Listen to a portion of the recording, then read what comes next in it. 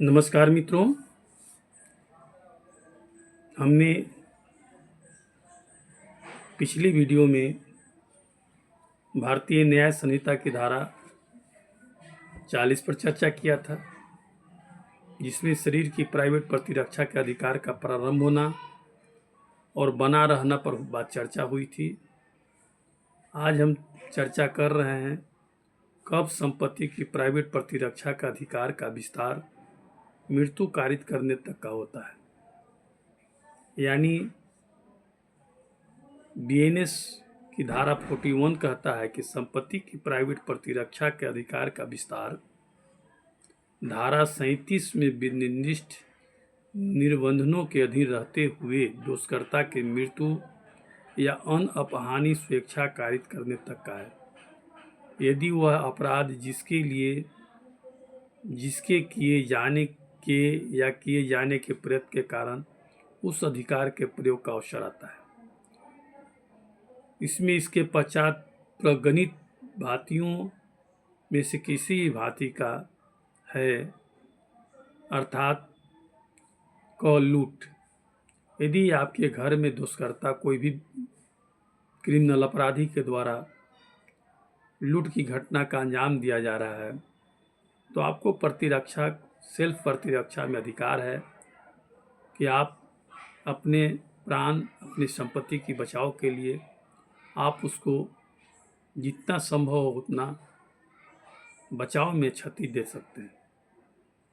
विशेष स्थिति में यदि हत्या तक भी आप कर देते हैं और आवश्यक होता है, तो ऐसी स्थिति में भी आप हत्या के दोषी नहीं माने जाएंगे।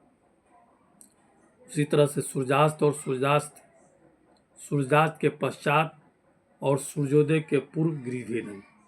यदि आपके घर में कोई अपराधी सूर्यास्त के पश्चात और सूर्योदय के पहले यानी रात्रि के समय में गृहभेदन करता है या करने का प्रयास कर रहा है, तो ऐसी स्थिति में आप अपना संपत्ति की बचाव के लिए प्रतिरक्षा के अधिकार के तहत आप उसे हानि पहुंचा सकते हैं, जितना जरूरी है, या मैक्सिमम मृत्यु दंड तक। इसी तरह से कोई अपराधी के द्वारा अग्नि या किसी विस्फोटक पदार्थ द्वारा दृष्टि जो किसी ऐसे भवन, तंबू या जलयान को की गई है जो मानव आवास के रूप में या संपत्ति की अभिरक्षा के स्थान के रूप में उपयोग में लाया जाता है। उसके बाद है कि चोरी, रिष्टि या गृह अतिचार जो ऐसी परिस्थितियों में किया गया है जिनसे युक्ति रूप से यह आशंका कारित है कि यदि प्राइवेट प्रतिरक्षा के ऐसे अधिकार का प्रयोग न किया गया तो परिणाम मृत्यु या घोर उपहति होगा।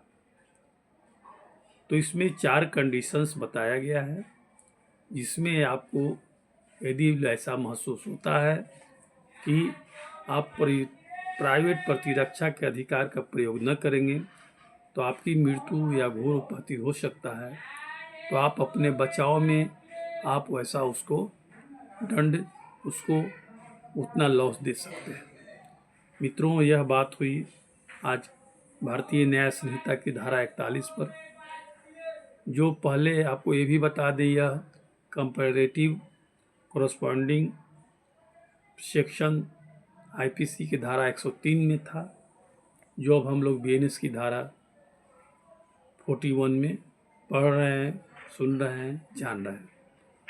तो मित्रों, एक खास बात हम यह बता दें कि यदि आप बिहार बीई जो आपको एग्जामिनेशन है,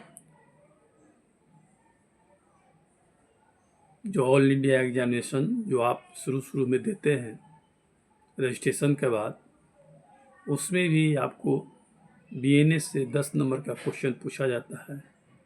आप इसे पढ़कर, सुनकर आप लाभ उठा सकते हैं, आपको एग्जामिनेशन में काम आएगा।